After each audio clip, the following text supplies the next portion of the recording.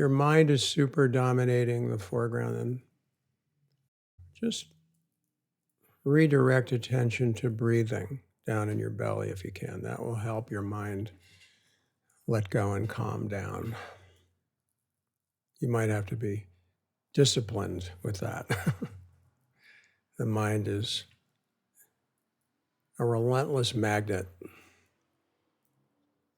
Your mind is a relentless magnet. Don't blame yourself for that.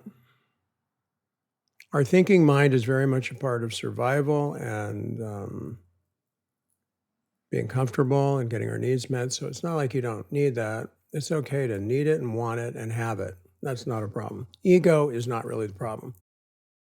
No. Our understanding and perspective of it is the problem. And so part of what happens as you begin to shift and awaken and open and deepen is that your perspective literally has a paradigm shift, and one after another, actually, and they keep going, keep happening. I'm having them. I mean, I can't even keep track of them.